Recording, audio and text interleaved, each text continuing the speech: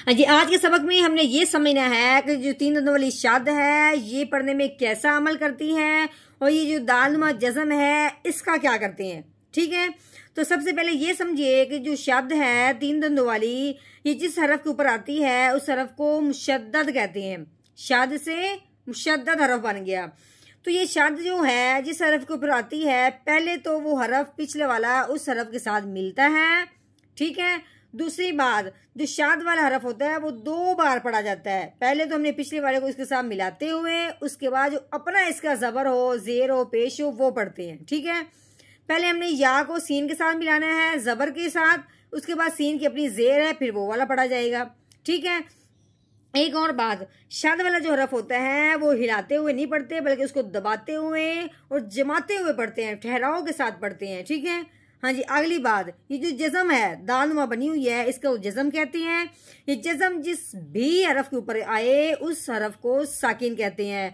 अब ये जज़म सीन के ऊपर आई है तो इसका नाम हो गया सीन साकिन। अब ये साकिन हरफ क्या अमल करता है? ये भी वही अमल करता है कि पिछले वाले को अपने साथ मिलाता है। लेकिन एक बात, ये पिछले मिलाने के बाद दोबारा अपना जबर जेर भी पढ़ा जाता है, लेकिन इसको एक दफा ही पढ़ते हैं, पिछले वाले को उसके साथ मिलाते हुए बाद खत्म। ठीक है, ये शाद और जज़म में फर्क है कि शाद वाला हरफ 2 बार पढ़ा जाता है, जज़म वाला जो साकिन हरफ होता है वो 1 बार पढ़ा जाता है। लेकिन ये भी शाद वाला हरफ भी पिछले वाले को अपने साथ मिलाता है और जज़म वाला हरफ भी पिछले वाले को अपने साथ मिला के पढ़ता है। अल्लाहुम्मा सल्ली अला सय्यिदिना व मौलाना मुहम्मदिन व अला आलि सय्यिदिना व मौलाना मुहम्मदिन व बारिक व सल्लिम। रब्बि इश्रह ली सदरी व यस्सिर ली अमरी वहलुल उक़दतम मिन लिसानी यफ़क़हू क़ौली। Rabbi ज़िदना इल्मा, rabbi ज़िदना इल्मा, rabbi ज़िदना इल्मा। अऊज़ु बिल्लाहि मिनश शैतानिर रजीम। बिस्मिल्लाहिर रहमानिर रहीम। हाँ जी, ये वाव है। अरबी का जो वाव होता है वो होंठों की गोलाई से अदा होता है। वाव के ऊपर जो लगी हुई है इसको जबर कहते हैं। हरफ के ऊपर जिस तरह जब भी ये वाला आ जाए उसको हमने क्या कहना है कि ये जबर आ गई है। अब ये जबर किसके ऊपर आई है? वाव के ऊपर आई है। तो इसको कैसे पढ़ेंगे? वाव जबर वा। कैसे पढ़ेंगे? वाव जबर वा। ये नून है, नून के ऊपर क्या लगी हुई है? पेश लगी हुई है। तो कैसे पढ़ेंगे? नून पेश नू वानू। ये या है, या के नीचे 2 नुक्ते लगे होते हैं, ये या के नुक्ते हैं, इसके ऊपर क्या लगी हुई है? जबर। लेकिन उससे पहले आगे देखिए ये सीन है, सीन के ऊपर जो लगी हुई ना 3 दंदों वाली इसका नाम है शाद। ये शाद जिस हरफ के ऊपर आए उस हरफ को मुशद्दद कहते हैं। मुशद्दद हरफ जो होता है वो पिछले वाले को अपने साथ मिला लेता है। अब हमने या को सीन के साथ मिलाना है जिसके ऊपर शाद लगी हुई है। ठीक है, मिलाने की वजह क्या बन रही है? ये शाद बन रही है। तो कैसे मिलाएंगे? यासीन जबर यस वानू यस। हाँ जी, उसके बाद ये सीन के नीचे जेर लगी हुई, अब वो पढ़ेंगे सीन जेर सी वानू यस सी। हाँ जी, सीन सिटी वाला हरफ होता है, इसको सिटी के बाद निकालते हुए फिर अदा करते हैं। ठीक है, आगे ये रॉ है, रॉ के ऊपर क्या लगी हुई है? पेश लगी हुई है। रॉ के ऊपर जबर हो, रॉ के ऊपर पेश हो, उस रॉ को मोटा करते हैं। तो कैसे पढ़ेंगे? रो पेश रू वानू यस्सिरू। कैसे पढ़ेंगे? वानू यस्सिरू। हाँ जी, ये काफ है, काफ के ऊपर क्या लगी हुई है? जबर लगी हुई है। तो कैसे पढ़ेंगे? काफ जबर का वानू यस्सिरू का। हाँ जी, आगे ये लाम है और अगला ये जो ये वाली है ये भी लाम है। ये दोनों सिरे जो लंबे हैं ये दोनों लाम के हैं। ठीक है, ये जो पहला लाम है इसके नीचे लगी हुई है जेर और ये जो दूसरा लाम है इसके ऊपर ये जो दालनुमा बनी हुई है इसका नाम है जज़म। दूसरे लाम के ऊपर क्या लगी हुई है?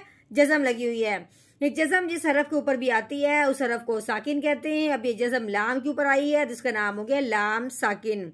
साकिन हरफ क्या करता है? साकिन हरफ भी वही अमल करता है कि पिछले वाले को अपने साथ मिलाता है। ठीक है, अब हमने क्या करना है, लाम को इस लाम के साथ मिलाना है जेर की वजह, जेर के साथ। कैसे, लाम लाम जेर लिल, इस्लाम को अपने इस्लाम के साथ क्यों मिलाया है, जज़म की वजह से। ठीक है, लिल। हाँ जी, आगे देखें, ये या है, या के ऊपर जो लगी हुई है इसका नाम है पेश। आगे फिर सीन है, सीन के ऊपर क्या आ गई, जज़म, तो ये हो गया सीन साकिन। तो साकिन क्या करता है, पिछले वाले को अपने साथ मिलाता है। हाँ जी, जब भी अगले हरफ पे आपको जज़म या शाद नजर आ जाए, इस तरह की शाद हो या इस तरह की जज़म हो, तो आपने पिछले वाले को उसके साथ मिलाना है। ठीक है, तो कैसे पढ़ेंगे, यासीन पेश युस लिल युस। हाँ जी, ये रॉ है, रॉ के ऊपर क्या लगी हुई, खड़ी जबर। खड़ी जबर जिस हरफ के ऊपर होती है उस हरफ को एक अलिफ के बराबर लंबा करते हैं। ये खड़ी जबर है, ये जो है इसको जबर कहते हैं। हाँ जी, जो ये है इसको खड़ी जबर कहते हैं। जबर तो सिंपल काफ जबर का इस तरह पढ़ा गया है, जिसके ऊपर भी आएगी उसको वैसे पढ़ा जाएगा, लेकिन जो खड़ी जबर होती है जिस हरफ के ऊपर आती है उसको एक अलिफ के बराबर लंबा कर देते हैं। तो ठीक है, ऐसे कैसे पढ़ेंगे, रो खड़ी जबर रो लिल युस्रो। ठीक हो गया। हाँ जी, अब हमने करना है ये वाला वकफ। तो वकफ जो होता है वो आखिर वाला हरफ अगर खड़ी जबर है, हाँ, इसी तरह की लफ्ज के नीचे हो तो वो खड़ी जेर होती है। खड़ी जबर हो खड़ी जेर हो वैसे का वैसे रहता है, उसमें कोई फर्क कोई तब्दीली नहीं आती। बस हमने अपनी आवाज को नीचे की तरफ लेके आना है, जिससे हमें ये बात मालूम हो जाएगी कि यहाँ पे बात खत्म हो गई है।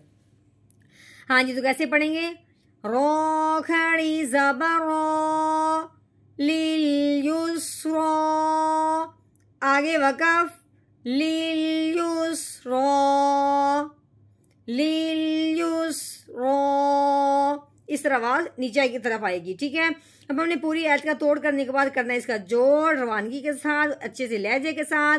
तो कैसे पढ़ेंगे, चलिए शुरू करते हैं। अऊज़ु बिल्लाहि मिनश शैतानिर रजीम, सूरतुल अअला मक्किय्या, बिस्मिल्लाहिर रहमानिर रहीम,